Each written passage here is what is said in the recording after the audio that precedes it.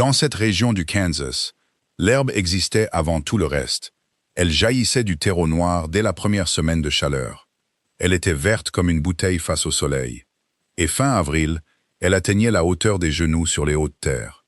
De hautes herbes sauvages, comme le barbon de Gérard ou le panique érigé. Le vent ne la laissait jamais tranquille.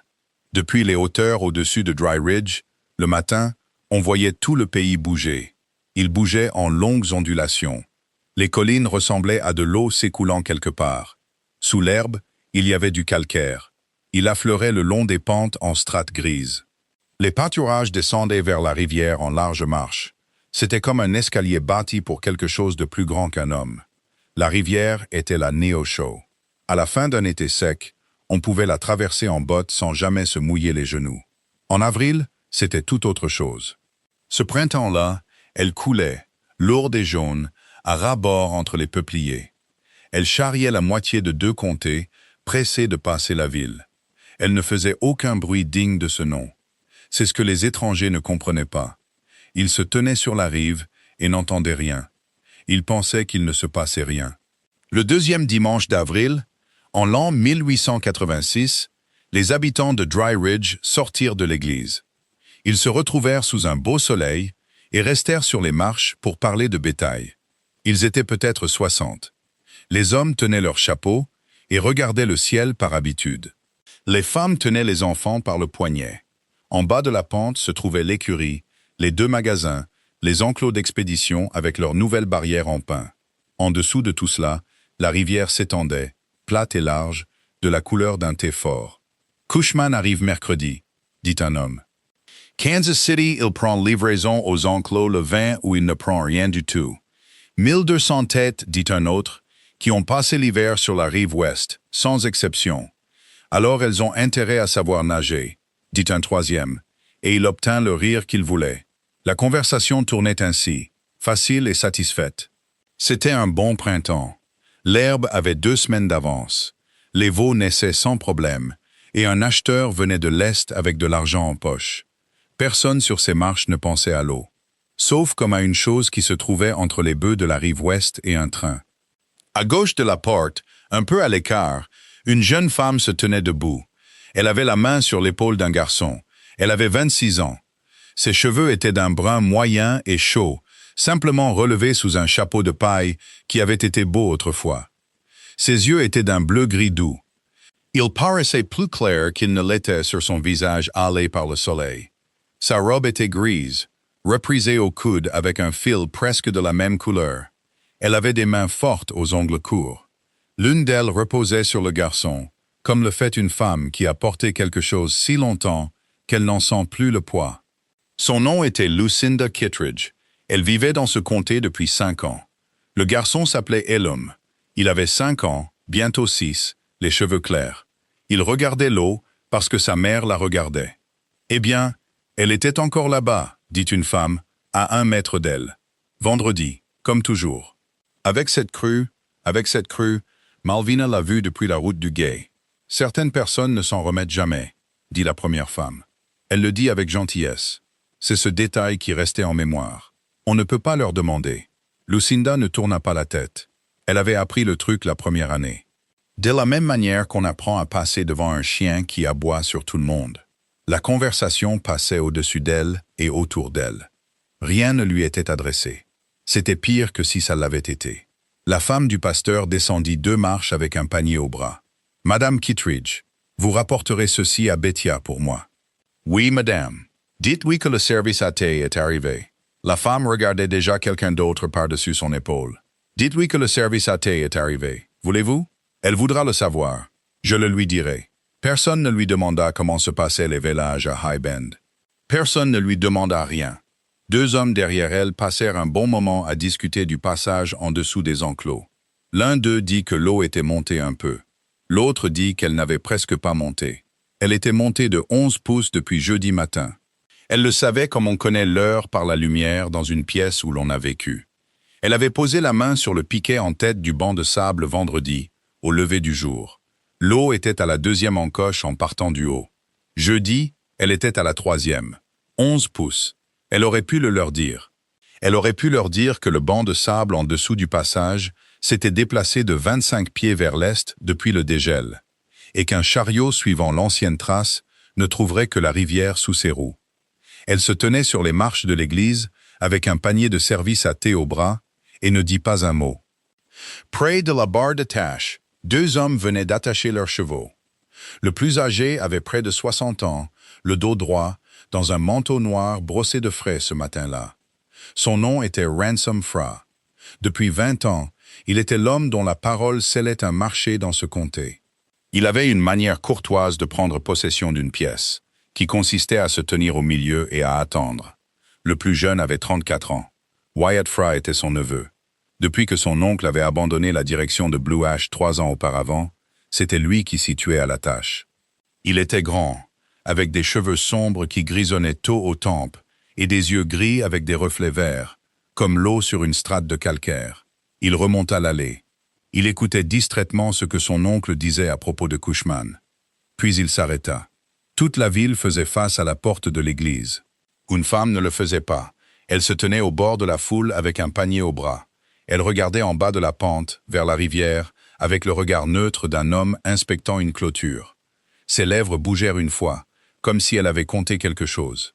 Wyatt. Monsieur. Mercredi aux enclos. Portez le bon manteau. Ransom Fra ajuste son chapeau. Un acheteur juge un pays à la tenue des hommes qui l'accueillent. S'il voit une tenue négligée, il s'en souviendra dans le prix. Oui, monsieur. Et Wyatt. La voix du vieil homme ne changea pas du tout. Si le passage ne tient pas, nous sommes à 100 miles d'un pont, et Cushman le sait. Ils entrèrent, dépassant les derniers membres de la foule. Quand Wyatt regarda en arrière depuis le seuil, la femme au panier descendait la route vers la rivière. Le garçon trottinait pour la suivre. Elle s'était arrêtée une fois, à l'endroit où la route tournait, pour regarder à nouveau l'eau. High Bend se trouvait à 2 miles en aval sur la rive est, là où la rivière formait un long coude et où le calcaire affleurait en une terrasse au-dessus des basses terres. C'était un bon endroit. 60 acres de foin dans les basses terres, 400 d'herbes sur les hauteurs. Une maison en pierre locale avec un toit de bardeaux. Une grange construite en 1874 par un homme qui s'attendait à vivre plus longtemps. Le vieux Amasa Kittredge était mort d'une mauvaise maladie de poitrine en hiver 1883. Sa veuve gérait la ferme depuis, avec un homme engagé et une femme qui n'était pas payée. Bethia Kittredge avait 61 ans ce printemps-là. C'était une petite femme, dure et droite, qui avait enterré un mari et un fils. Elle se levait chaque matin de sa vie à 4h30. Elle était dans la laiterie, quand Lucinda entra avec le panier. « Tu es en retard. La femme du pasteur m'a retenu. Ton service à thé est arrivé. Il peut attendre. » Bethia ne leva pas les yeux de ses bassines. La génisse Ron est seule dans le coin de l'enclos ouest. Elle est à l'écart depuis hier midi. Je l'ai vue. Tu l'as vue hier et tu l'as laissée. Elle n'est pas encore prête. Sa queue n'est pas encore tombée. Lucinda passa le panier et enleva son chapeau. Elle vêlera cette nuit ou demain matin. C'est son premier veau, issu de ce taureau Rundle. Elle aura besoin de moi à l'avant. Alors je préférerais qu'elle vêle de jour. Les mains de Bethia continuaient de s'activer sur les bassines. C'était comme ça dans cette maison.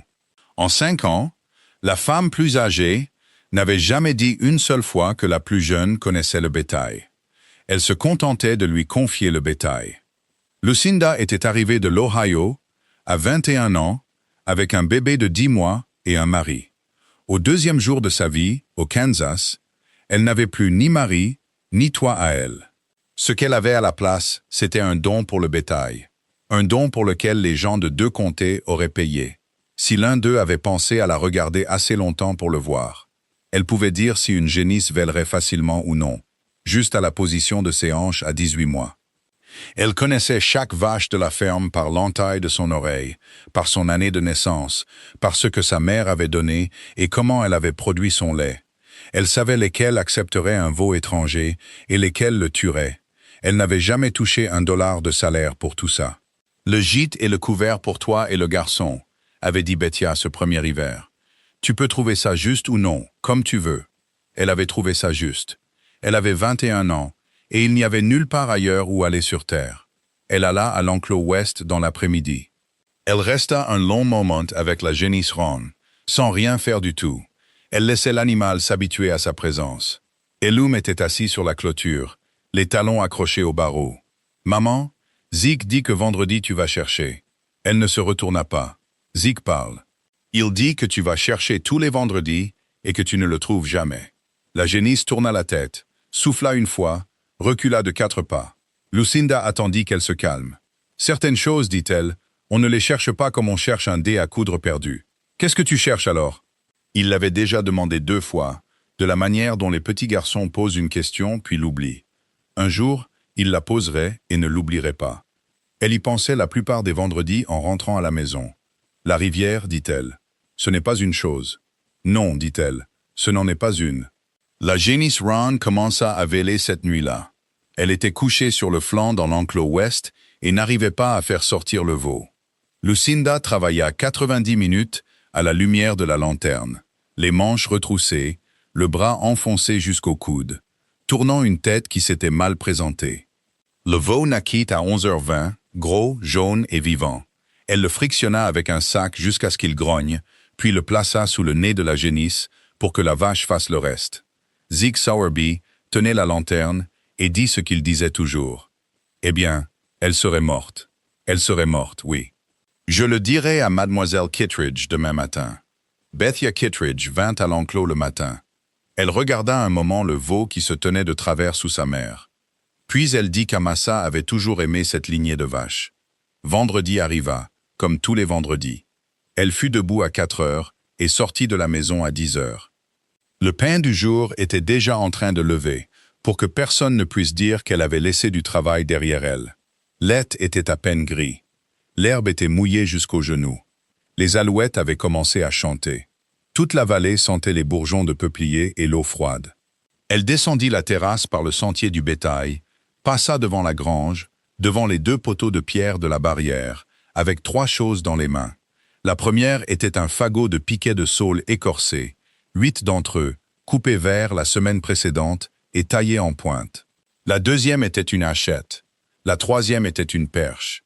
Elle était en frêne, longue de 5 pieds et demi, droite comme une règle, et usée et lisse à 2 endroits par les mains. Il y avait une virole en fer à l'extrémité inférieure, qu'un forgeron de l'Ohio avait posée en 1879. La virole était usée en un biseau brillant d'un côté, à force d'être posée sur du gravier. Tout le long de la perche, depuis la virole, des encoches étaient taillées dans le bois. Certaines étaient simples, d'autres doubles, l'une au-dessus de l'autre, avec une année gravée en petit à côté. Il y avait un grand nombre d'encoches. De loin, dans la pénombre, la perche ressemblait à quelque chose qu'un animal aurait rongé. Son mari avait taillé cette perche sur la rive ouest de la Néo, le 15 avril 1881, pour sonder un passage. La rivière la lui avait rendue 3 jours plus tard, 30 perches en aval, plantées droites dans un amas de débris, comme une chose semée. Elle la portait chaque vendredi. La ville avait un nom pour ça. La ville avait un nom pour elle, qu'elle avait entendu 2 fois, et avait fait semblant de ne pas entendre les 2 fois. Elle sortit des bois en tête du passage, alors que la lumière était encore grise. Au grand passage, la route du comté descendait vers l'eau, sur une rampe naturelle de gravier. Elle s'étendait sur 160 yards au-dessus d'un banc de sable. De l'autre côté, elle remontait par une tranchée dans la rive ouest. Tout ce qui venait de la rive ouest passait par là pour aller en ville. Chaque livre de fret, chaque chariot de nouveaux arrivants, chaque bœuf qui était jamais entré dans les enclos de Dry Ridge. Elle posa la virole de la perche sur le premier piquet et lut le niveau de l'eau sur les encoches. 4 pouces de moins qu'hier. Toujours 9 pouces au-dessus du repère qu'elle avait taillé le 7. Elle le dit à voix haute, comme elle le faisait toujours, parce que dire un nombre le fixe. -4, 9 au-dessus du 7. Puis elle se mit au travail. Elle travaillait toujours en aval, sur 1,5 miles, de la tête du passage jusqu'au coude de High Bend. L'eau lui arrivait aux genoux, puis aux cuisses là où le plateau descendait. Elle avançait avec sa jupe relevée dans sa ceinture, ses bottes bien lacées. Tous les 20 yards, elle posait la perche devant elle et laissait le courant dire à son bras ce qu'il y avait en dessous. Le gravier renvoyait un choc dur et rapide à travers le bois. Le sable renvoyait une sensation douce. Un bord abrupt, là où le banc de sable se cassait dans le chenal, ne renvoyait rien du tout. Ce rien était la chose qu'elle avait marché 1,5 miles pour trouver. 261 vendredis de suite. Au 4e piquet, elle s'arrêta et resta immobile un long moment. Le banc de sable avait encore bougé. Pas beaucoup, 8 pieds, peut-être 10. Et sa tête s'était arrondie depuis la dernière grande crue. La ligne sûre ne passait plus là où les ornières des chariots descendaient. Si un chariot chargé prenait les anciennes ornières aujourd'hui et les suivait tout droit, tout irait bien pendant 60 yards. Puis le bœuf le plus proche quitterait le plateau pour se retrouver dans 7 pieds d'eau, avec une rivière en crue sous lui. Elle retira le 4e piquet et le replanta là où la ligne passait vraiment maintenant, 8 pieds à l'est. Puis elle tailla une nouvelle encoche dans la perche avec la hachette. Elle mit l'année à côté, en petit, comme elle le faisait toujours. Puis elle resta dans la rivière, l'eau jusqu'aux cuisses, avec le soleil qui se levait des bois. Elle ne bougea pas pendant un moment. L'eau passait. Elle passait toujours. Elle passait comme ça le matin du 19 avril 1881, quand un homme de l'Ohio y était retourné pour son attelage. « Très bien, dit-elle enfin. À personne. » Elle travaillait au 6e piquet, quand elle entendit un cheval dans les bois. Le cheval sortit des bois au pas, et l'homme qui le montait l'arrêta en haut de la rampe. Lucinda ne se redressa pas. Elle finit de planter le 6e piquet, tassa le sable autour avec la virole, et seulement alors, elle regarda. C'était le neveu d'Ephra. Elle le connaissait de vue, comme elle connaissait tout le monde dans le comté de vue, et personne par la conversation. Il montait un grand cheval bay avec une liste en tête. Il la regardait comme les gens regardent une chose dont ils ont entendu parler. « Bonjour, dit-il. Bonjour. » Il descendit la rampe de quelques pas. Le gravier roulait sous les sabots du cheval, avec ce son sec et roulant que fait le gravier. « Vous êtes Madame Kittredge. »« Celle de Bethia. C'est moi, Wyatt Fra, de Blue Ash. » Il regarda l'eau, puis la ligne de piquet qui descendait le long du banc de sable, puis elle. « Je suis venu voir comment se présente le passage. Nous devons y faire passer 1200 têtes d'ici 2 semaines. Je sais ce que vous y faites passer. » Cela le décontenança une seconde. Elle l'entendit se taire. Elle avait une voix basse et utilisait peu de mots avec les étrangers. Ces deux choses combinées faisaient croire aux gens qu'elle était lente, ce qui lui convenait. Il s'avança un peu plus sur la rampe, vers le bord de l'eau. Il y avait là un bon talus herbeux qui semblait être le meilleur appui de toute la rivière. « Je ne l'emmènerai pas là, dit-elle. » Il continua. « Monsieur Fra, pas là. » Il y était déjà. Le cheval bai posa ses antérieurs sur le bon talus herbeux, et le talus s'effondra sous lui comme le couvercle d'une boîte. Il n'y avait rien en dessous, sauf 4 pieds de berge sapée et d'eau froide. Le cheval s'enfonça jusqu'au ventre, puis jusqu'à l'épaule. Il en sortit en 2 bonds, soufflant, les yeux blancs, et resta tremblant sur la rampe, tandis que l'eau s'écoulait des quartiers de la selle. Wyatt Fra descendit et passa la main le long des pattes avant du cheval, l'une puis l'autre. Rien de cassé. Il se redressa, son chapeau à la main, les cheveux mouillés aux pointes. « Eh bien, dit-il, la berge est sapée d'ici jusqu'au sol. C'est comme ça depuis que l'eau est montée le 7. Elle n'avait pas bougé de la rivière. L'herbe reste compacte après que la terre a disparu en dessous. Ça forme une lèvre. Ça ressemble au meilleur endroit de cette rivière, et c'est le pire. » Il regarda le talus d'herbe, puis il la regarda, et c'était un regard différent d'avant. « Comment savez-vous ça? »« J'y ai mis la main. »« Quand? »« Vendredi dernier, et tous les vendredis avant celui-là. » Le cheval s'ébroua tout entier, une fois, violemment. Dans les bois, un pivert s'attaquait à une branche morte. 3 coups et une pause. 3 coups et une pause. Wyatt Fra se tenait là, les rênes à la main, et lui posa la question. « Qu'est-ce que vous cherchez? » Personne ne lui avait demandé ça en 5 ans. On lui avait dit des choses. On avait dit « pauvre chose » et un peu dérangée, et laissez-la tranquille. Les femmes sur les marches de l'église avaient toute une manière de le dire qui ne nécessitait pas son absence. En 5 ans, au cours de 261 vendredis, pas une seule âme dans ce comté n'était descendue au bord de l'eau pour lui poser la question franchement. Elle se tenait dans la rivière jusqu'aux cuisses, la perche de frêne à la main, et se rendit compte qu'elle n'avait pas de réponse prête, car elle n'en avait jamais eu besoin. « C'est vendredi, » dit-elle. « Ce n'est pas une réponse. » Non.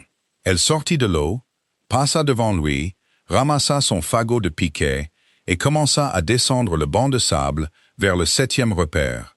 Sa jupe pendait, lourde et froide, contre ses jambes. Elle ne se retourna pas.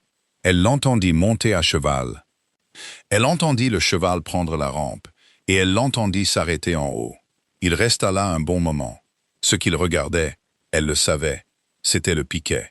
Il se dressait dans 5 pouces d'eau à la tête du banc de sable, écorcé de blanc, coupé droit, avec un anneau d'écorce laissé sur son côté amont. Ce n'était pas une chose que la rivière avait mise là. C'était une chose qu'une personne avait mise là exprès. Et le but n'était pas la folie. Tout homme qui a déjà planté un poteau d'angle peut voir la différence. Quand elle remonta le banc de sable 1 heure plus tard, le haut de la rampe était vide. Nous allons faire une petite pause. Si vous ne voulez pas manquer les nouvelles histoires, veuillez vous abonner à la chaîne. Leland Cushman arriva par la diligence du mercredi, avec 2 valises et un chapeau dont la ville parla pendant 1 an. C'était un homme de 50 ans, petit, large et joyeux, de Kansas City. Il avait acheté du bétail dans cette région depuis avant la fin de la guerre. Il serra 20 mains dans les 4 premières minutes. Il dit que l'herbe semblait précoce. Il dit que les enclos semblaient bien construits, ce qui plut à Dry Ridge plus que l'argent ne l'aurait fait. Puis il dit la chose que tout le monde attendait de lui. Le vin, messieurs. Les wagons sont commandés. J'ai 1200 têtes à envoyer dans la région du maïs et un homme en Illinois qui n'attendra pas la fin du mois. S'ils ne sont pas dans cet enclos à la tombée de la nuit le 20, j'achète à Council Grove. Ils seront dans l'enclos, dit Ransom Fra. Je l'espère bien. Cushman regarda en bas de la pente vers l'eau, les pouces dans son gilet. C'est une sacrée rivière. Elle baisse de 2 pouces par jour maintenant, à ce qu'on me dit. Ils descendirent pour la voir. 8 ou 9 hommes ensemble, comme le font les hommes. Lucinda était au quai de chargement derrière eux, la liste de Bethia à la main. Elle attendait un baril de clous et 60 livres de sel. Elle entendit toute la conversation par-dessus son épaule. Elle entendit Ransom Fra dire que le Grand Passage avait supporté des troupeaux depuis 1869. Elle entendit un homme dire que son père y avait fait passer un chariot en hautes eaux en 1874 sans mouiller les cieux. Elle entendit Cushman demander doucement « Qui entretient le passage ?»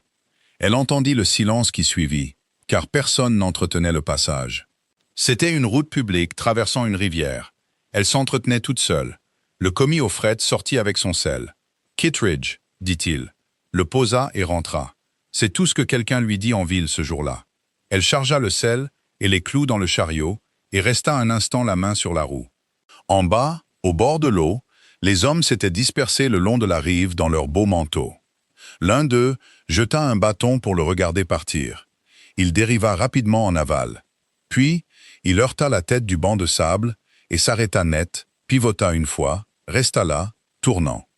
Aucun d'entre eux ne comprit ce que cela signifiait. Wyatt Fra, debout au bout de la ligne d'hommes, le vit. Il regarda le bâton un long moment. Puis il leva les yeux vers le chariot près du quai de chargement. La femme près du chariot était déjà en train de monter sur le siège, le dos tourné. Il arriva à High Bend le jeudi après-midi, pour affaires. Bethia Kittredge le rencontra dans la cour, en s'essuyant les mains. Elle connaissait sa famille depuis 20 ans, ce qui, dans cette région, donnait le droit d'être direct. « Vous voulez quelque chose ?» En effet, vos basses terres. Il descendit de cheval et repoussa son chapeau de son front. Les bœufs de la rive ouest doivent traverser le 19 et se reposer quelque part au calme, avant que je les mette dans les enclos. Vous avez 60 acres d'herbe et une clôture au coude. Je préfère louer vos basses terres plutôt que de garder 1200 têtes debout sur la route toute la nuit. Ils vont tout manger jusqu'à la racine. En effet, je paierai pour que ce soit mangé jusqu'à la racine. Bethia regarda le ciel, ce qui était sa façon de faire des calculs. 50 $, dit-elle. 30, 50. Votre oncle paierait 50 sans sourciller. Mon oncle paierait 80 et prendrait la prairie de Fauche avec, dit Wyatt. Je ne suis pas mon oncle. 35. Et je remettrai votre clôture et là où elle était avant que l'eau ne l'emporte. Elle y réfléchit. Puis elle tendit la main et serra une fois, fermement, comme le fait un homme. Ils descendirent pour voir la ligne de clôture. C'est ainsi qu'il se retrouva debout près de l'enclos ouest à 4 heures de l'après-midi, sans rien à faire pendant 1 minute, à regarder une femme en robe grise travailler avec une vache. Il y avait 9 paires dans l'enclos. Elle avait isolé une vache dans un coin et faisait quelque chose à un veau qu'il ne pouvait pas voir. Elle n'utilisait pas de corde, elle n'élevait pas la voix, elle ne se pressait pas. Chaque fois que la vache se retournait vers elle, elle faisait un demi-pas, et la vache passait. « Qu'est-ce qu'elle fait » demanda-t-il. Zeke Sowerby était appuyé sur la clôture à côté de lui. Zeke travaillait à High Bend depuis 19 ans et avait un avis sur tout dans le comté. Elle greffe un veau. Cette vache noire a perdu le sien mardi. Les pieds pleins de lait et rien pour le prendre. Ça va tourner si elle reste un jour de plus. Il cracha. La génisse à tête blanche là-bas a eu des jumeaux et ne peut en nourrir qu'un. Alors le jumeau va à la vache noire. Elle n'acceptera pas un veau étranger. C'est ce que tout le monde dit Zeke. Regardez. Lucinda avait la peau du veau mort, qu'elle avait retiré la veille. Elle l'attachait sur le dos du jumeau vivant, avec 2 bandes de toile de sac sous le ventre. Elle le fit rapidement. Puis elle frotta le nez et le flanc du jumeau avec quelque chose sorti d'une boîte, le mit sur ses pattes et le plaça dans le coin avec la vache noire. La vache le sentit de la queue à la tête. 2 fois, de bas en haut. Puis elle commença à le lécher. « Ah » dit Wyatt Fra. « Elle l'a fait 9 ou 10 fois que je sache. » Zeke changea ses coudes de place sur la barrière. Madame Kittredge les vend à l'automne comme n'importe quel autre veau. Personne ne demande jamais comment ils ont survécu. Lucinda sortit de l'enclos de l'autre côté sans regarder les 2 hommes. Elle monta à la laiterie, avec la boîte vide à la main. « Est-ce qu'elle s'y connaît en bétail » dit Wyatt. « Elle peut se tenir dans cet enclos, le dos à la barrière, et vous dire quelle vache vient d'entrer derrière elle, juste au son de sa marche. » Zeke le dit comme on parle de la météo. Demandez-lui quelle génisse garder, et elle vous le dira, une par une. Et vous découvrirez en 3 ans qu'elle avait raison. Le vieux Kittredge disait qu'elle avait le meilleur œil qu'il ait jamais vu, chez une femme ou un homme. Il cracha de nouveau. Mais il est mort. Touche-t-elle un salaire? Zeke le regarda un moment et ne répondit pas. Puis il dit, le foin des Fra arrive ici chaque automne, 2 chargements en octobre, de la prairie de votre oncle. Ça dure depuis 81. Personne ne facture et personne n'en parle. Si j'étais vous, je ne lui poserais pas de questions là-dessus non plus. Il se détacha de la barrière et alla voir les chevaux. Le métier à quilter chez Malvina Threadgill était monté le 3e samedi de chaque mois. Il remplissait son salon de la porte au poil. Malvina avait 68 ans, était sourde de l'oreille gauche et veuve 2 fois. Elle faisait la lessive, et ce, depuis 30 ans. Cela signifiait qu'elle savait ce que tout le monde à Dry Ridge portait sous ses beaux vêtements et ce qu'il ne pouvait pas se permettre de remplacer. Cela avait fait d'elle la femme la plus crainte du comté et la plus gentille, dans cet ordre. Lucinda venait parce que Bettia l'envoyait avec un panier couvert et 2 douzaines d'œufs. « Pose-les et assieds-toi » dit Malvina. « Tu as 2 mains, n'est-ce pas? Je dois rentrer.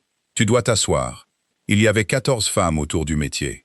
La conversation allait là où elle allait toujours, c'est-à-dire à l'acheteur, au prix et à la question de savoir si le passage tiendrait. Puis une femme nommée Cordy Wellock, arrivée d'Illinois à l'automne et qui ne savait encore rien, dit la mauvaise chose de la voix la plus amicale du monde. Est-il vrai qu'un homme s'est noyé à ce passage? La pièce ne devint pas exactement silencieuse. L'ambiance se raréfia, comme un feu qui faiblit quand on ouvre une porte. 81. Quelqu'un dit « Avril 81 », dit une autre. Un jeune homme venu de l'Ohio avec sa femme et le bébé. Ils sont descendus de la diligence à Council Grove et ont loué une voiture. Ils ont traversé sur la rive ouest pour voir la terre qu'ils avaient prise. L'eau était haute. L'eau était haute comme maintenant. Tout le monde leur a dit d'attendre lundi. Il est retourné chercher l'attelage. Une 3e femme dit que voilà. Toute l'histoire étalée sur le quilt comme une pièce de Patron. Ils ne l'ont jamais retrouvé, ni cette année-là, ni depuis. Cardlock dit ce qu'une personne décente dit, cette pauvre femme. Puis la pièce fit la chose que Lucinda avait ressentie 500 fois en 5 ans et qu'elle n'avait jamais pu nommer. Elles ne la regardaient pas. Elles évitaient son regard avec un tel soin que c'était plus brillant qu'un cri. « Eh bien, » dit la première femme. « On dit qu'elle tenait les rênes, » dit une autre, à voix basse à sa voisine. Mais pas si bas. Elle voulait voir la maison. C'est ce qu'elle a dit dans la première heure, de sa propre bouche, devant 6 personnes au grand passage. La 3e femme coupa son fil, qu'elle ne voulait pas attendre lundi, parce qu'elle voulait voir la maison. L'aiguille de Lucinda entra, sortit et rentra. Cette partie était vraie. C'était le problème avec tout ça. Elle avait dit ces mots à 11 heures du matin, le 19 avril 1881, debout dans ses vêtements mouillés sur la rive Est, avec son bébé hurlant dans les bras d'une étrangère. Elle les avait dit parce qu'ils étaient vrais. Malvina Threadgill posa ses ciseaux sur le métier avec un petit clic sec. Elvery dit-elle, « Tu as quilté ce même carré pendant la meilleure partie d'une heure, et on dirait qu'une poule a marché dessus. Donne-le-moi. J'ai seulement dit. Je sais ce que tu as seulement dit. » Malvina prit le carré, le retourna et regarda l'envers, là où se trouve la vérité sur une quilteuse. « Tu le dis chaque printemps depuis 81. Chaque printemps, ça s'éloigne un peu de l'eau et se rapproche un peu de ta bouche. » Quelqu'un rit. La conversation dériva heureusement sur une tempête de grêle en 1879. À 4 heures, Lucinda se leva pour partir. Malvina la suivit sur le perron et resta là, au soleil, les bras croisés. « Tu y vas toujours le vendredi? »« Oui. Les gens disent que c'est le chagrin. Je sais ce que les gens disent. Je ne t'ai pas demandé ce que les gens disent. » Les yeux de la vieille femme étaient très petits et très perspicaces. « Je t'ai vu passer sur ma route pendant 5 ans, ma fille. Tu descends en marchant, et tu reviens en marchant. Le chagrin ne respecte pas d'horaire. Le chagrin reste au lit, et ne veut pas se lever. Quoi que tu fasses là-bas, tu le fais comme un travail. » Lucinda se tenait sur le perron avec le panier vide au bras. « Bonsoir, Madame Threadgill, dit-elle. »« dit Malvina. La pluie arriva de l'ouest dans la nuit de dimanche, et elle ne tomba pas du tout sur Dry Ridge. C'est ça, une rivière. Elle vous apporte le temps d'un pays que vous n'avez jamais vu. À 60 milles en amont de Council Grove, il plut un jour et une nuit sur une terre déjà saturée. Le lundi midi au Grand Passage, l'eau avait monté de 9 pouces et pris la couleur d'un sou neuf, et les débris commencèrent à arriver. Des peupliers entiers descendirent ce bras de rivière le lundi, racines et tout, tournant lentement. Lucinda alla à l'eau le lundi, ce qu'elle n'avait pas fait en 5 ans un autre jour qu'un vendredi. Elle se tint en haut de la rampe, la perche à la main, et n'entra pas. On ne pouvait pas lire une rivière comme ça avec ses pieds. Elle la lut autrement, à partir des débris et de la rive. Et ce qu'elle vit ne lui plut pas du tout. Le courant ne suivait plus l'ancien chenal. Il traversait maintenant le banc de sable en biais, cherchant la rive est. Il y avait un remous creux et aspirant au milieu, là où une crue commence à creuser un endroit qu'elle n'a jamais creusé auparavant. Elle resta là 20 minutes, puis elle rentra chez elle et prépara le pain. Wyatt Fra arriva à High Bend à 6 heures le lendemain matin, dans un ciré, le bord de son chapeau dégoulinant. Il n'alla pas à la maison, il alla à la grange, parce qu'elle était dans la grange et Bethia dans la laiterie. Il avait réfléchi à la différence pendant la majeure partie du trajet. Madame Kittredge, elle coupait les poils de la queue d'une vache lourde, ce qu'on fait pour qu'un veau puisse trouver le pis. Elle ne s'arrêta pas. « Monsieur Fra, je veux votre parole sur quelque chose. » Les cisailles continuèrent encore 2 coups. Puis elles s'arrêtèrent. « Ma parole.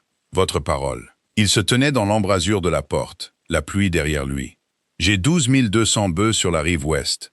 Le 19, je dois les faire tous traverser cette rivière. Et le 20, je dois les avoir debout dans l'enclos de Cushman avant la nuit. Mon oncle dit que le Grand Passage a supporté des troupeaux depuis 69. 4 hommes en ville disent qu'il va baisser d'ici jeudi. Aucun d'eux n'est allé dans cette eau depuis qu'elle est montée. Et vous pensez que moi, si? Elle se retourna, les cisailles toujours à la main. Je sais que vous y êtes allé. J'ai vu les piquets. Il enleva son chapeau, le tourna une fois dans ses mains et le remit. Alors je vous demande, le Grand Passage supportera-t-il 1200 têtes le 19? Personne ne lui avait posé une question comme ça depuis ses 21 ans. Elle posa les cisailles sur la barrière. Elle se tenait là, dans la grange humide, la vache s'agitant à côté d'elle. Elle constata que ses mains n'étaient pas tout à fait stables, ce qui l'agaça. « Non, dit-elle. Non, pas le 19. Pas comme elle coule maintenant, et même pas si elle baisse d'un pied. » Elle s'essuya les mains sur son tablier de toile. Le passage ne se trouve pas là où la route dit qu'il se trouve. Il se déplace vers l'est depuis 3 ans. Cette crue va l'achever. D'ici la fin de la semaine, il y aura un trou sous les anciennes ornières, assez profond pour engloutir un cheval jusqu'aux oreilles. Un nouveau banc de sable se formera 60 perches en aval. Il ne supportera pas un troupeau avant que l'eau ne s'en soit retirée pendant 1 semaine. Il resta silencieux un moment. Vous me dites qu'il n'y a pas de passage. Je vous dis que le passage s'est déplacé. Ce n'est pas la même chose. Elle regarda la lumière grise au-delà de lui. Il y a un rebord rocheux sous l'eau, à 400 yards en aval des enclos. Il part du plateau est et s'étend sur les 3/4 de la largeur. Il n'a pas bougé depuis avant notre naissance, car c'est du calcaire, et la rivière ne peut pas le soulever. En dessous de ce rebord, le fond est de sable, et il descend en pente douce du côté ouest. Quelle profondeur sur le rebord! Vendredi, il y avait 31 pouces à l'endroit le plus profond. Si la pluie a cessé en amont, il y aura 24 pouces d'ici samedi et environ 18 le 19. 18 pouces. Un bœuf peut marcher dans 18 pouces d'eau toute la journée. Un bœuf ne peut pas marcher dans 7 pieds. Elle reprit les cisailles. Vous devrez creuser une rampe du côté est, car il n'y a pas de route qui descend. C'est 2 jours de travail avec un scrapper pour 4 hommes. Wyatt Fra resta un moment dans l'embrasure de la porte de la grange, sans rien dire. « Pourquoi me dites-vous ça » dit-il enfin. « Parce que vous avez demandé. Personne n'a demandé avant. »« Non, » dit Lucinda Kittredge. « Personne. » Elle retourna à la vache. Quand elle regarda de nouveau quelques minutes plus tard, l'embrasure de la porte était vide. Un cheval remontait le chemin au grand trot. À l'heure du dîner, 4 hommes de Blue Ash et une équipe de scrapers étaient sur le plateau est, en dessous des enclos. Ils creusaient une rampe vers l'eau sous la pluie. La ville les regardait faire et pensait que le jeune Fra avait perdu la tête. Ransom Fra vint à High Bend le mercredi. Il arriva dans un buggy léger tiré par un bon cheval bay, et il ne descendit pas. Il envoya Zeke la chercher dans la grange. Il attendit dans la cour, les rênes dans ses mains gantées, regardant au loin, pendant qu'elle sortait en s'essuyant les avant-bras. « Madame Kittredge, Monsieur Fra, vous me pardonnerez de ne pas descendre. J'ai 4 visites à faire avant la nuit. » Il le dit agréablement. Il avait une voix agréable, profonde et calme. Et en 20 ans, personne ne l'avait jamais entendu l'élever. Vous savez que M. Cushman est dans le comté. Je le sais. Il prend livraison le 20. Beaucoup de choses en dépendent. Le bail bougea d'un pied dans la boue, et il l'étudia sans baisser les yeux. Chaque petite exploitation de la rive ouest a son année dans ce troupeau, pas seulement la mienne. Oui, dit-elle. Mon neveu s'est mis en tête de creuser une rampe à 400 yards en dessous des enclos, sous la pluie, sur les conseils d'une femme. Il la regarda alors. Ses yeux étaient d'un bleu très pâle, et il n'y avait rien de cruel en eux, ce qui était en quelque sorte le pire. Je ne dis pas ça pour vous faire honte. Je le dis parce que c'est ce qui se dit en ville, exactement dans ces termes. Et M. Cushman l'a entendu à la table de l'hôtel hier soir. Lucinda se tenait dans la cour, la pluie coulant dans son cou. Alors M. Cushman en sait plus qu'avant. M. Cushman connaît une histoire. Ransom Fra laissa cela en suspens un moment. Il a demandé qui était la femme. 4 hommes le lui ont dit. Ils lui ont parlé d'avril 81, du passage, et d'un homme de l'Ohio qui était retourné chercher son attelage. Ils lui ont dit ce qu'on raconte sur qui tenaient les rênes. « Comprenez-vous ma difficulté? Je la comprends, dit-elle. Ce n'est pas votre faute si l'histoire existe. Non, mais elle existe. Il passa les rênes dans sa main gauche et sortit un billet plié de son gilet, sans se presser, comme un homme sort un mouchoir. Il y a une famille nommée Outbridge à Emporia. De braves gens. Ils cherchent une femme pour l'été, pour la cuisine et la laiterie, à $12 par mois. C'est $12 par mois de plus que ce que vous gagnez ici. Le garçon irait avec vous. Il y a une école à 2 rues de la porte. Elle regarda l'argent et ne le prit pas. Vous voulez que je quitte le comté jusqu'à ce que le bétail soit vendu, dit-elle. Je veux que le comté parle de bétail la dernière semaine avant de vendre du bétail. Il tendit le billet un instant de plus, puis le posa sur le siège à côté de lui, ce qui était pire. $100. Ce n'est pas un pot de vin, Madame Kittredge, et je vous saurais gré de ne pas me regarder comme si c'en était un. C'est une gentillesse offerte à un moment opportun. Les 2 choses peuvent être vraies. La pluie tombait du toit de la grange en une longue ligne fine entre eux. Elle pensa à $12 par mois. Elle se permit d'y penser jusqu'au bout, ce qu'elle ne faisait presque jamais. Une école à 2 rues, une chambre avec une serrure.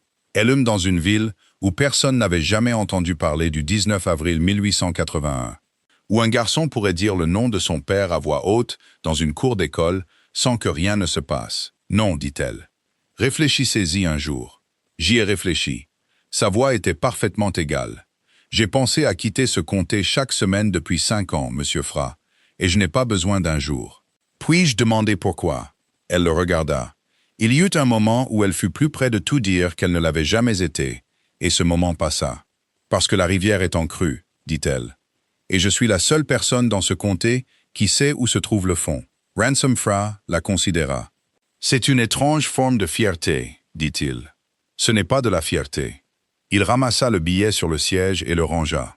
Il toucha son chapeau, puis fit tourner le bai dans la cour. « Bonne journée, Madame Kittredge. J'espère que vous n'aurez pas à reconsidérer votre décision. Bonne journée. » Elle retourna dans la grange et resta la main à plat sur un poteau d'écurie jusqu'à ce que sa respiration redevienne normale.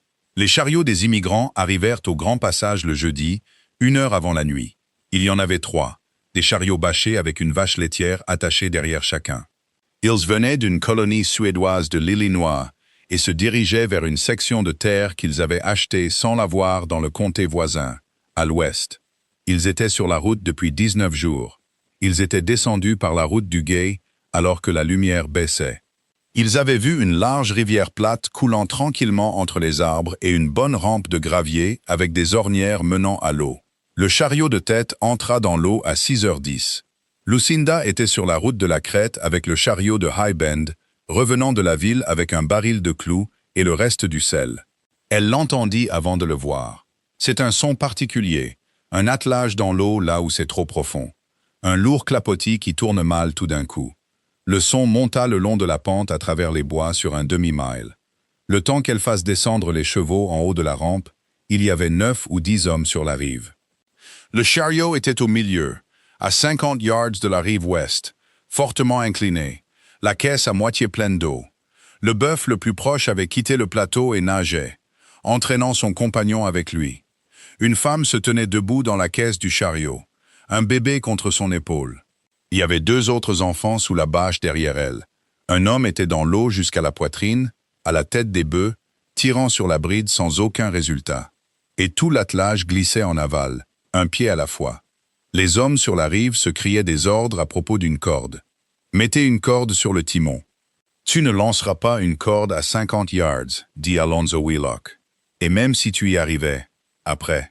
Approche par en bas. Toi, approche par en bas. » Lucinda descendit la rampe, la perche de frêne à la main.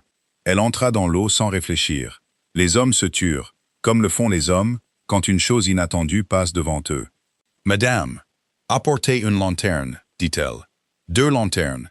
Et apportez-moi cette chaîne de débardage du quai de chargement. Pas une corde. » Elle avait de l'eau jusqu'aux genoux. Elle s'arrêta, posa la virole et sonda le fond avec 3 coups rapides de la perche, comme une autre femme lit un ourlet. Le banc de sable était là. Il était sous l'eau, recouvert d'une fine couche de sable, de sorte qu'aucun homme vivant n'aurait pu le voir. Mais il était là. Il partait de la tête de la rampe en diagonale vers le sud-ouest, et le chariot en était sorti du côté est. 50 yards, c'est long dans une rivière en crue au crépuscule. Elle avait parcouru ce terrain 261 fois. « Vous, dit-elle à l'homme le plus proche, suivez ma ligne de piquet, marchez où je marche, et nulle part ailleurs. Chaque homme derrière lui, pareil. » Elle s'avança sur le banc de sable. Elle marchait d'un pas lent et régulier, sondant devant elle. L'eau lui arrivait aux genoux, puis aux hanches, puis de nouveau aux genoux. À mesure que le banc de sable remontait, la perche lui disait tout. 2 fois, elle s'arrêta net, se déplaça de 4 pieds en amont et continua. Derrière elle, un par un, 6 hommes entrèrent dans l'eau en file, se tenant à la ceinture les uns des autres. Derrière eux, quelqu'un arrivait déjà avec une lanterne dans chaque main, la chaîne sur l'épaule. C'était Wyatt Fra, descendu de la crête en courant depuis les travaux de la rampe. Madame Kittredge, la chaîne sur le timon, pas sur l'essieu. Elle ne se retourna pas. Vos 2 meilleurs chevaux à l'extrémité est, sur le banc de sable, sur ma ligne. Ne mettez un cheval nulle part ailleurs. C'est fait. Le bœuf de tête nageait toujours et noyait son compagnon. Elle se mit à côté de l'homme dans l'eau. Il avait un large visage mouillé et une main déchirée sur les jointures. Il lui disait quelque chose en suédois qu'elle ne comprenait pas. Puis il dit quelque chose en anglais qu'elle comprit. « Ma femme est, elle va bien là où elle est. Regardez-moi. » Il regarda. « Pouvez-vous couper un trait? » « Oui. Alors détachez le bœuf le plus proche. » il est en train de tuer l'autre. Détachez-le et laissez-le partir en aval. Il sortira de l'eau au coude en dessous, et je vous le ramènerai avant le petit déjeuner. C'est mon bœuf. C'est votre bœuf, et je le récupérerai, dit-elle. Coupez. Il coupa.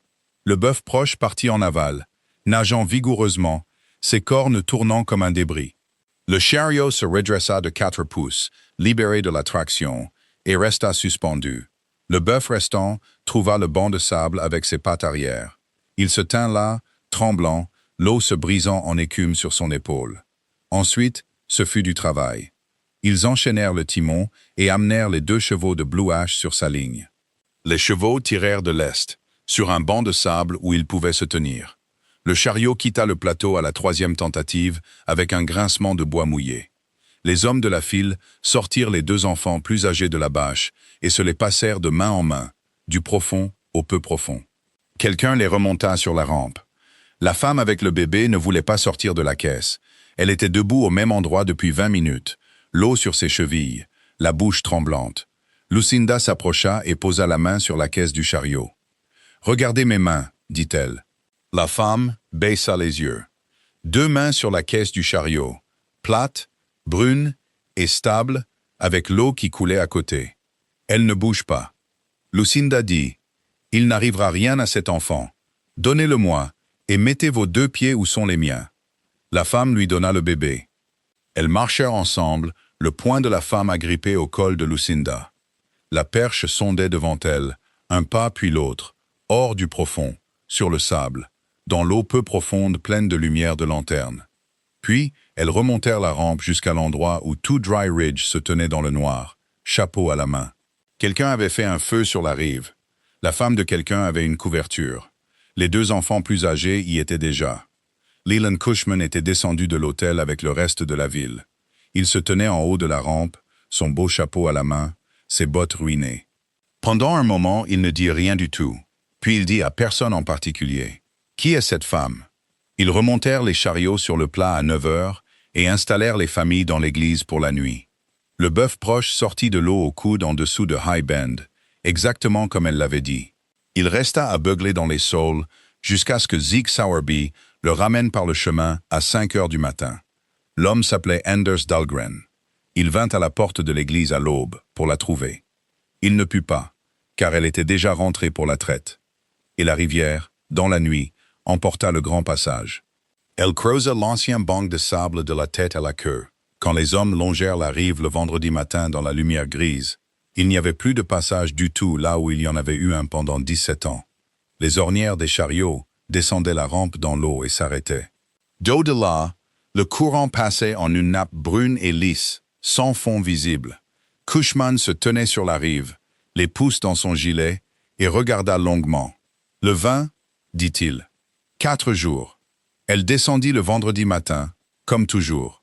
La rive était bondée pour la première fois en 5 ans. Il y avait 30 hommes le long de la rive à 7 heures, debout par 2 ou 3, regardant l'endroit où le passage avait été. Personne ne parlait beaucoup. Un homme qui a emprunté une route pendant 17 ans a du mal à croire qu'elle a disparu, même en regardant l'eau la recouvrir. Lucinda descendit la rampe avec la perche et les 4 derniers piquets, et les hommes s'écartèrent pour elle. Cela non plus n'était jamais arrivé. Elle travailla tout le bras de rivière, de haut en bas. Cela lui prit jusqu'à midi. Elle eut de l'eau jusqu'à la taille 2 fois. Elle sortit avec les lèvres bleues et resta un moment sur le gravier, les bras croisés fermement sur sa poitrine, jusqu'à ce que les tremblements cessent. Wyatt Fra était en haut de la rampe quand elle remonta. « Eh bien, le rebord tient, dit-elle. 26 pouces à l'endroit le plus profond ce matin. Il baisse de 3 pouces par jour maintenant que la pluie a cessé en amont, et le 19, 18 pouces, peut-être 17. Vous le baliserez pour moi? Oui. Il hocha la tête, puis il ne partit pas, et elle non plus. Ils restèrent tous les deux en haut d'une rampe qui menait à une rivière sans route. Madame Kittredge, je vais vous le demander à nouveau. Elle savait ce qui allait arriver. Elle le savait depuis jeudi soir, à la lumière de la lanterne, quand elle s'était entendue donner des ordres à 9 hommes sur une rive et avait entendu 9 hommes les exécuter. « Qu'est-ce que vous cherchez ?» La ville le disait depuis 5 ans. Elle les avait laissés faire, car c'était plus facile que l'alternative. Et parce que la première année, Elle n'avait pas pu prononcer une phrase entière sur le 19 avril sans que sa gorge ne se noue. Elle regarda l'eau. « Venez ici, dit-elle. » Ils marchèrent le long du gravier jusqu'à la tête de l'ancien banc de sable, là où la rampe avait été. Elle planta la virole de la perche dans le sable et la laissa debout. Le 19 avril 1881, à 10 heures du matin, ce passage était ferme, dit-elle. Ferme sur toute la largeur. 9 personnes l'ont traversé avant nous. Un chariot de fret est passé à 8 heures avec 1,5 tonne de charge. Mon mari l'a parcouru lui-même, aller-retour, avec cette perche à la main. Il est remonté sur la rive et a dit que c'était dur comme un plancher, 22 pouces au pire endroit. Wyatt resta silencieux. Nous sommes entrés dans l'eau à 11 heures moins le quart. Elle le dit d'une voix égale.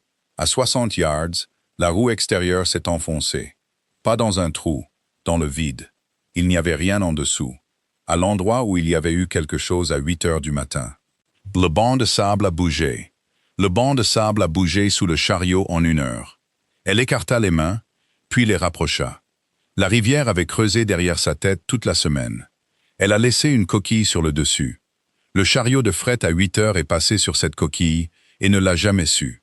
Nous étions un peu plus lourds. C'est tout ce que c'était. C'est toute l'histoire. Un cerf blessé dévala le banc de sable devant eux, criant 2 fois, et se posa à nouveau hors de vue. Tam nous a mis tous les deux sur le côté haut du banc de sable, dit-elle. Moi et le bébé.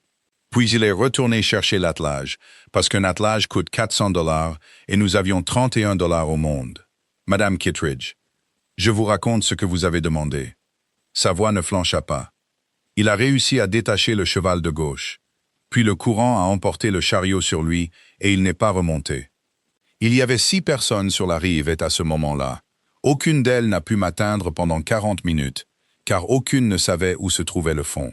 Elle se tourna et le regarda pour la première fois depuis qu'ils étaient descendus sur le gravier. « C'est ce que je cherche, dit-elle. Où se trouve le fond? Il ne dit rien. Chaque vendredi, dit-elle. 262 maintenant. Je plante un piquet à la tête du banc de sable et un à la queue. Je parcours le bras de rivière entre les deux. Je pose la perche tous les 20 yards.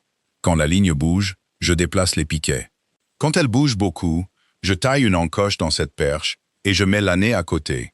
Elle désigna la perche, plantée dans le sable. Il y a 68 encoches dessus. 6 d'entre elles sont doubles. Une double signifie que le banc de sable s'est déplacé de plus de 30 pieds entre un vendredi et le suivant. Un chariot sur les anciennes ornières ce jour-là se serait embourbé.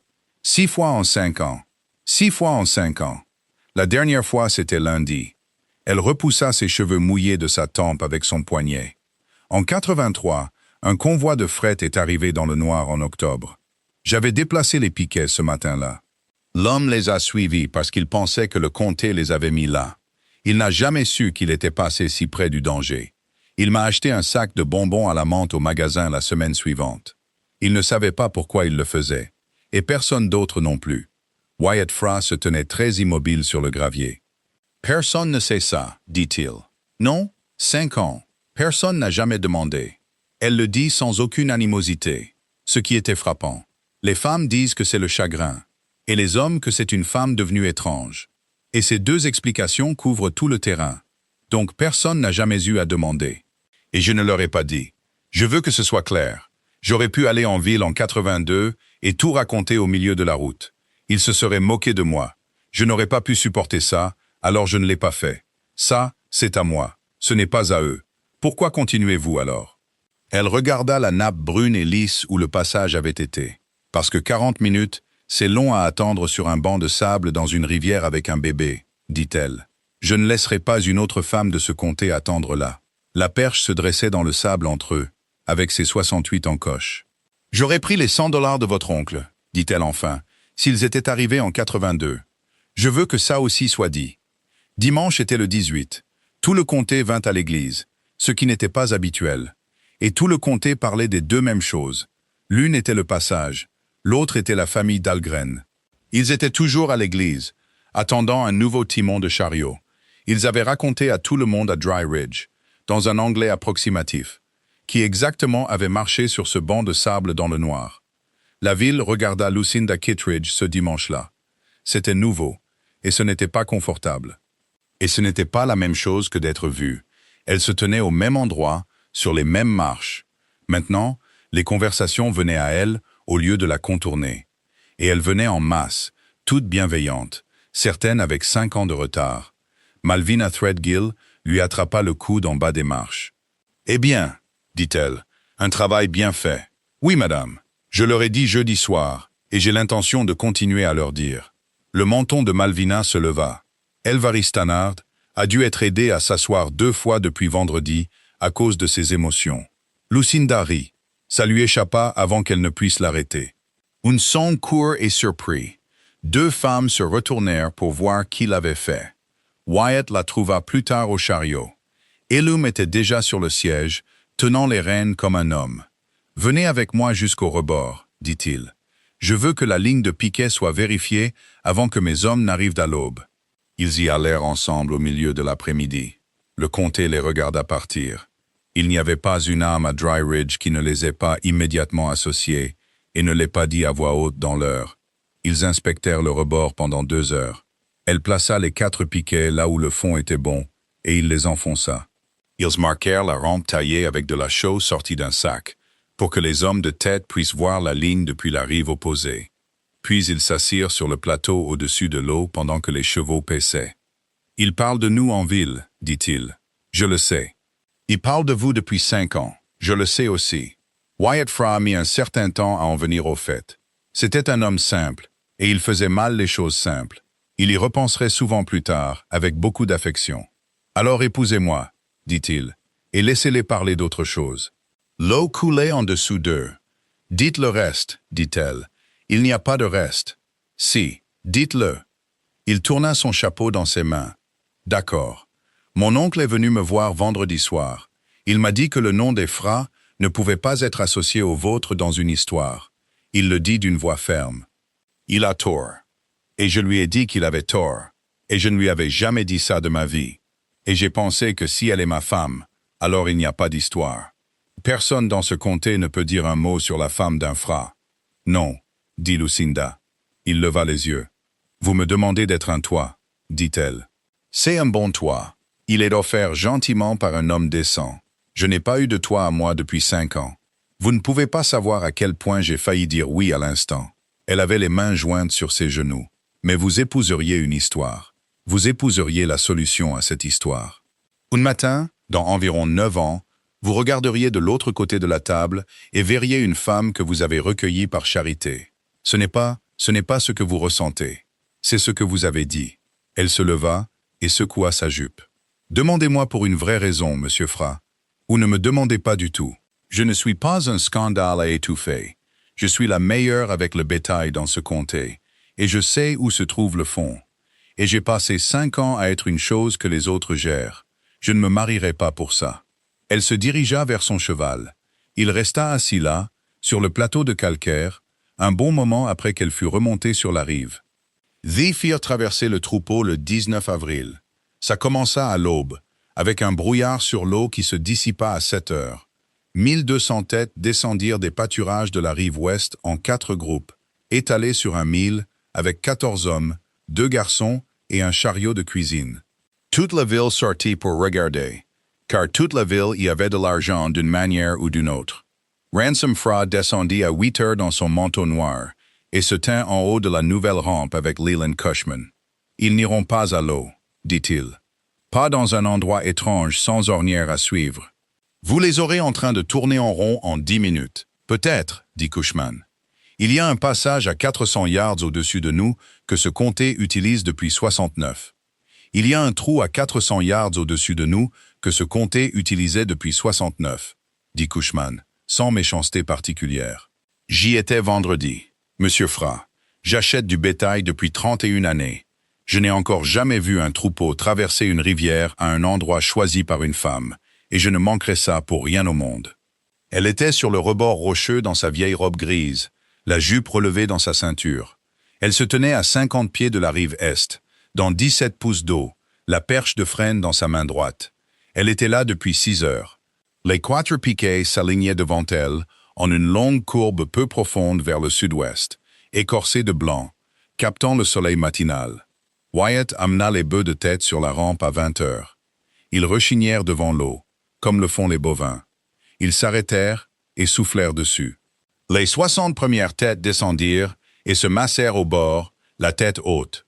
Derrière elles, 200 autres arrivèrent et la pression commença à monter.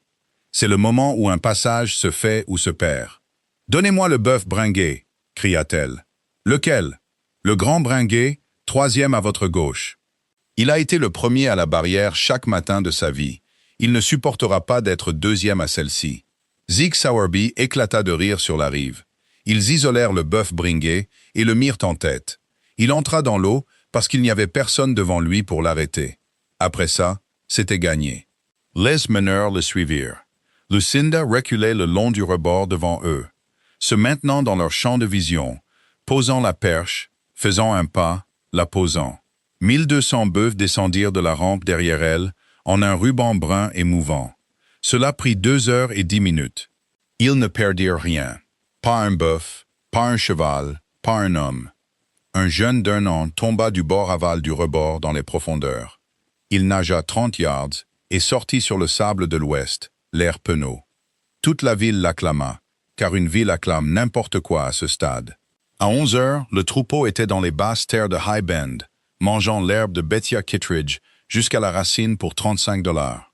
Cushman prit livraison à 4 heures de l'après-midi le 20, dans les enclos, et paya pour 1196 têtes. Il trouva Lucinda à la goulotte de chargement plus tard. Elle comptait le dernier lot, un clou à la main, marquant une barrière de clôture. Quelqu'un devait le faire, et personne d'autre n'avait pensé à commencer. Madame Kittredge, Monsieur Cushman, on me dit que vous ne touchez pas de salaire, dit-il. C'est exact.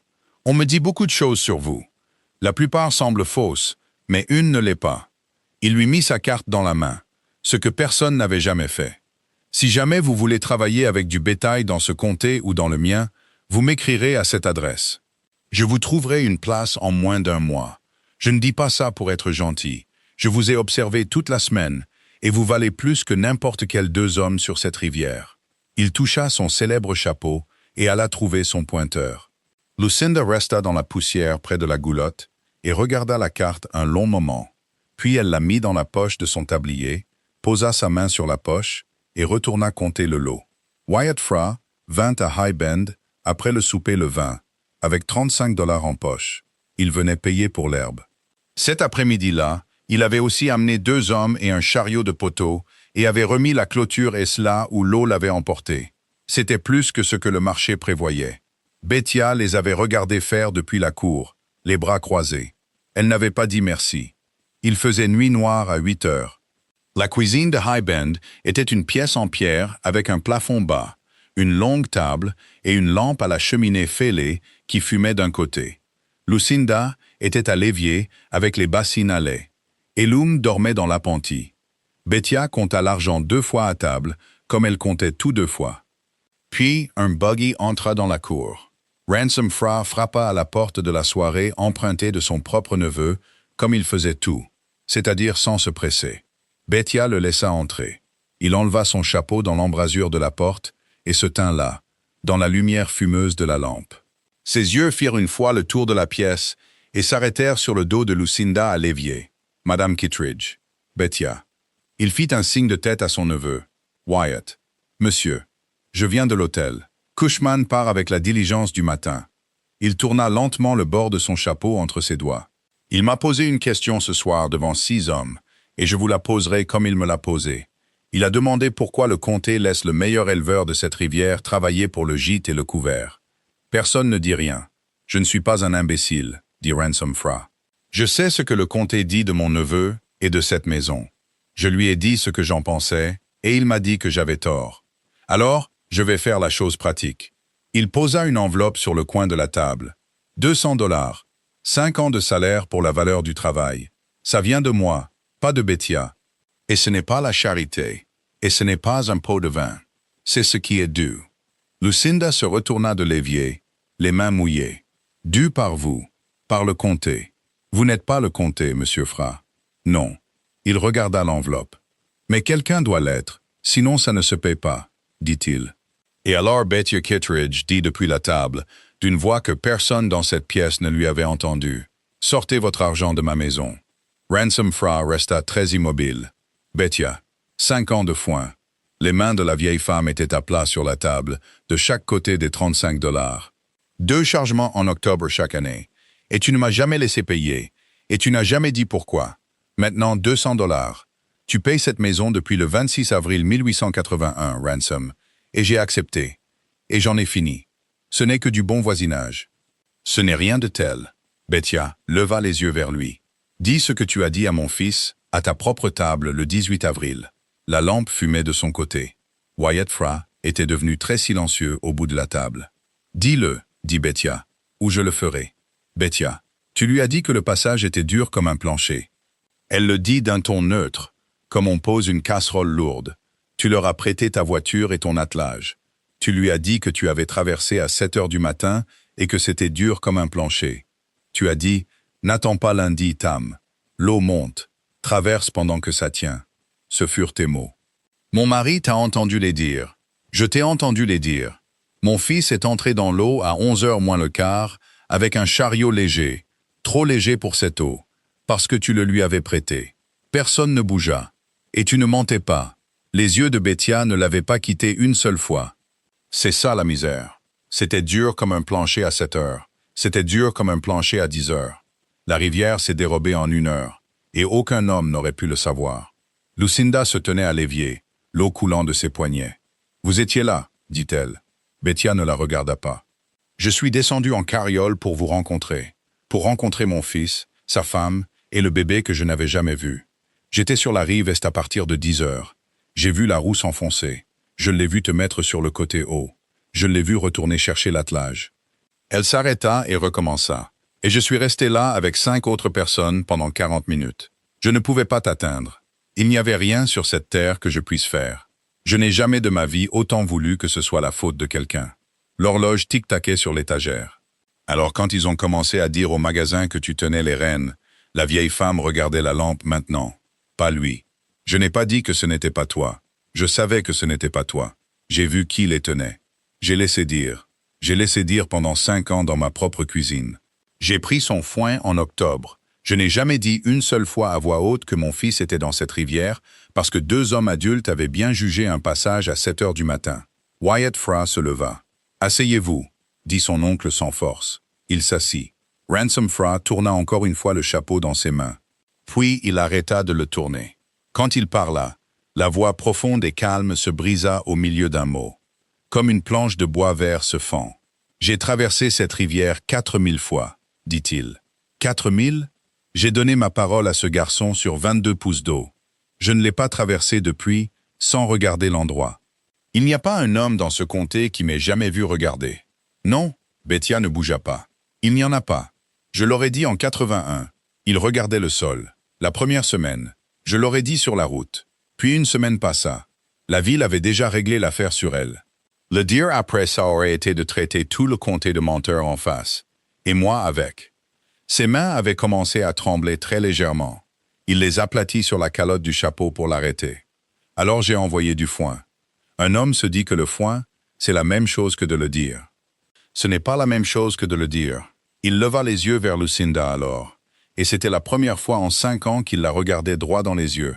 « Madame Kittredge, j'ai laissé ce comté vous appeler ce qu'il vous a appelé, pour garder mon nom hors d'une noyade. Voilà la simple vérité. Je le dirai en ville demain, où vous voudrez, à qui vous voudrez. » La cuisine fut silencieuse un moment. Puis, Lucinda Kittredge s'essuya les mains sur son tablier. Elle vint se tenir au bout de la table. Puis elle dit la chose qu'elle avait retournée dans sa tête de temps en temps, pendant 262 vendredis. « Non, dit-elle, pas demain et pas en ville, Madame Kittredge. Vous le diriez devant le magasin. Chaque homme de Dry Ridge passerait une semaine à parler de la conscience de Ransom Fra. » Sa voix était basse et parfaitement stable. « J'ai été l'histoire de ce comté pendant 5 ans. Je ne vais pas être la petite partie de la vôtre. Alors que voulez-vous? Je le dirai moi-même, dit-elle. Au bord de l'eau, vendredi matin, quand vos hommes travailleront sur la nouvelle rampe, en plein jour, la perche à la main. Je dirai ce qui s'est passé le 19 avril. Tout. Que vous avez traversé à 7 heures et que c'était ferme. que mon mari l'a sondé lui-même à 10 heures et que c'était ferme, que j'ai dit à voix haute que je n'attendrais pas lundi, parce que je voulais voir la maison, que j'ai porté ces mots pendant 5 ans et que je les porterai le reste de ma vie. Elle posa 2 doigts sur la table. Et ensuite, je leur dirai où se trouve le fond maintenant. C'est la partie qui maintient quelqu'un en vie. Le reste n'est qu'une histoire sur qui est à blâmer, et j'en ai fini avec ça. Ransom Fra la regarda un long moment. « Vous me laisserez être là pendant que vous le direz, dit-il. Ce n'était pas tout à fait une question. Vous serez là, et vous ne direz pas un mot, dit Lucinda. Vous avez une manière de prendre possession d'une pièce, monsieur Fra. Pas ce matin-là. Il mit son chapeau. Bethia, dit-il, le foin arrive en octobre. Facturez-le-moi. Je paierai la facture. Vous pourrez dire à qui vous voulez à quoi il sert. Il prit l'enveloppe sur la table en sortant, ce qui les surprit tous. Il s'arrêta dans l'embrasure de la porte, l'enveloppe à la main. Je ne paierai pas de salaire pour les 5 ans d'un autre homme, dit-il. Ce n'est pas à moi de racheter ça non plus. Le buggy quitta la cour. Bethia Kittredge resta assise à sa table, les mains toujours à plat dessus. « Tu peux avoir la chambre de mon fils, dit-elle enfin. Elle est fermée depuis 83, et ça n'a aucun sens. L'appentis est froid en hiver, et le garçon y tousse. Je le sais depuis 2 ans. Bethia, $8 par mois. Le menton de la vieille femme n'était pas tout à fait droit. C'est ce que gagne un contremaître, et c'est ce que tu es. Ça aurait dû être $8 par mois depuis le 1er mai 81. Je ne peux pas te payer les arriérés, parce que je ne les ai pas. Je le ferais si je les avais. Je sais que tu ne les as pas. Lucinda tira la chaise et s'assit en face d'elle à table. Je le ferais si je les avais. Je sais, dit Lucinda. Ce fut la seule excuse qui passa jamais entre ces 2 femmes. Dans toutes les années qui suivirent, ça ne devint jamais plus clair que ça. Et toutes 2 le comprirent parfaitement, et aucune n'en reparla jamais. Bethia se leva, alla à l'étagère près de la fenêtre, et sortit quelque chose de la boîte en fer blanc où elle gardait son fil. C'était un couteau de poche avec un manche en bois de serre, usé et blanc d'un côté. Il l'avait sur lui dans la rivière, dit-elle. Il est sorti de son manteau quand ils ont dragué les saules en mai. Il n'y avait rien d'autre. Ni cette année-là, ni depuis. Elle le posa sur la table et le poussa vers elle. C'est pour le garçon quand il aura 12 ans. Pas avant. Il ne fera que le perdre. Lucinda le ramassa et ferma la main dessus. Merci, dit-elle. Eh bien, dit Bethia Kittredge, et elle alla se coucher. Wyatt Fra était toujours dans la cour, debout à la tête de son cheval dans le noir, quand elle sortit pour lui dire au revoir. Je ne savais pas, dit-il, pour tout ça. Je veux que vous en soyez sûr. J'en suis sûr. Il m'a élevé. Mon père est mort quand j'avais 9 ans. Il le dit lentement. J'essaye depuis 8 heures de trouver la phrase qui le remettra là où il était ce matin, et il n'y en a pas. Non, dit-elle. Il n'y en a pas. Le vent monta de la rivière, et l'herbe sur les 400 acres au-dessus d'eux bougea d'un seul coup. Quelque part dans le noir, une alouette s'était trompée d'heure. « Madame Kittredge, dit-il, j'ai une vraie raison. Je l'ai depuis le 2e dimanche d'avril. J'y vais à reculons depuis, parce que je ne suis pas un homme qui dit les choses. Eh bien, dites-le maladroitement alors, dit-elle. Sur les marches de l'église ce dimanche-là, il y avait 60 personnes qui regardaient une porte. Il avait les rênes à la main. Il ne la regardait pas. Une femme regardait la rivière et comptait. J'y ai pensé tous les jours depuis. J'ai 400 têtes de bétail à moi, 11 hommes, un nom que je n'ai pas mérité. De toute ma vie, je n'ai jamais voulu l'opinion de quelqu'un comme je veux la vôtre. Sur le terrain, à la première heure, à propos d'une chose qui compte. Il se retourna. C'est ça la raison. Ce n'est pas pour faire taire les rumeurs. Je préférerais avoir vos 2 mots sur un passage que ceux de 100 hommes dans ce comté. Et j'aimerais passer les 40 prochaines années à les entendre. Lucinda Kittredge se tenait dans la cour sombre, le couteau de son mari dans la poche de son tablier. Elle avait 26 ans. Elle était venue dans ce pays avec un bébé. Il lui avait tout pris en 1 heure.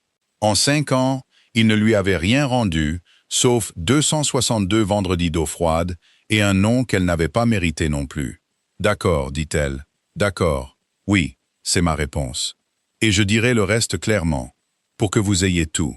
Elle se tint droite face à lui. Je vous épouserai à l'automne. Je ne quitte pas High Bend avant, car Bethia ne peut pas faire véler 90 vaches seule et je ne lui ferai pas ça. Je garde les $8 par mois et je les garderai après, en mon nom propre, pour mon propre travail. Elle prit une inspiration. Et je n'arrête pas les vendredis. Ni pour vous, ni pour votre oncle, ni pour personne. Si vous avez une femme qui est dans la rivière jusqu'à la taille chaque vendredi matin de sa vie, alors c'est la femme que vous avez. Wyatt Fra commença lentement à sourire. « J'apporterai les piquets, dit-il. Elle le dit au bord de l'eau le vendredi, et ça lui prit 4 minutes. Il y avait 9 hommes sur la nouvelle rampe avec des scrapers et un sac de show. Malvina Threadgill se tenait sur la rive dans son chapeau du dimanche, car elle avait entendu dire que ça allait arriver. Anders Dahlgren était là aussi, qui était resté dans le comté et avait pris du travail à l'écurie. Cushman était parti avec la diligence. Ransom Fra se tenait à l'arrière de tous, la tête nue, et il ne dit pas un mot à personne, ni ne regarda personne. Il partit avant la fin. Elle dit ce qu'elle avait dit qu'elle dirait. Tout, dans l'ordre, de la voix plate et neutre qu'elle utilisait avec le bétail. Puis elle se retourna, mit la perche dans l'eau et leur dit où se trouvait le fond. C'est la partie dont ils se souvinrent. Pas un seul homme là-bas n'aurait pu vous dire ensuite comment la question de la culpabilité avait été réglée. Car à midi, cela n'importait plus à personne à Dry Ridge.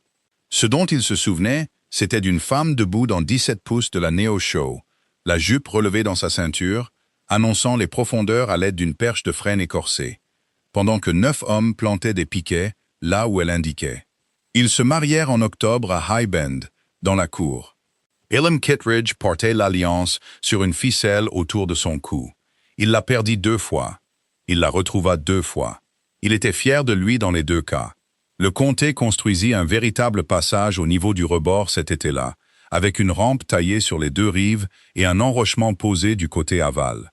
À la tête du passage, sur la rive est, ils plantèrent la perche. C'était l'idée de Wyatt, bien que les hommes du comté aient fait le travail.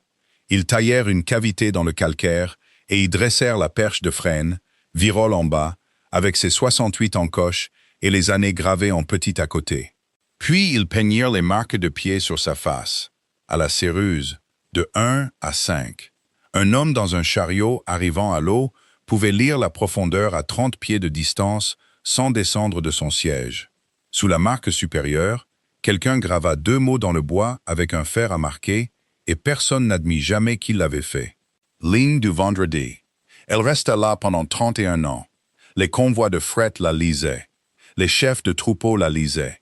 Une génération d'enfants de ce comté apprit à nager dans les eaux calmes en dessous de l'enrochement. On leur disait à tous, par des mères qui avaient autrefois soigneusement évité le regard d'une femme sur les marches d'une église, qu'ils ne devaient pas dépasser la perche. Ils ne retrouvèrent jamais Tam Kittredge. La rivière le garda, comme le font les rivières. Elle y descendit chaque vendredi, pendant encore 41 ans, par tous les temps, jusqu'à ce que ses mains ne puissent plus tenir les piquets. Elle ne fut plus seule. La plupart des vendredis, il y avait un grand homme avec elle, grisonnant aux tempes, portant la hachette et le fagot de saule. Certains vendredis, un garçon aux cheveux clairs venait, qui devint un homme aux cheveux clairs avec un couteau à manche en bois de serre dans sa poche. Et un vendredi de 1897, quand l'eau était basse et verte, une petite fille de 4 ans dut être portée sur l'épaule de quelqu'un pour traverser la partie profonde. Et le dernier matin de sa vie, au printemps de 1927, Lucinda Fra s'assit dans son lit dans la maison de pierre de High Bend. C'était la première semaine de chaleur. La fenêtre était ouverte sur le bruit de la rivière qui passait.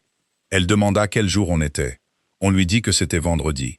Alors, quelqu'un ferait mieux de descendre, dit-elle, et de lire la perche. Quelqu'un le fit. Et c'était l'histoire de Lucinda et Wyatt. Dites-nous dans les commentaires d'où vous nous écoutez et ce que cette histoire a éveillé en vous. Abonnez-vous pour ne pas manquer la prochaine.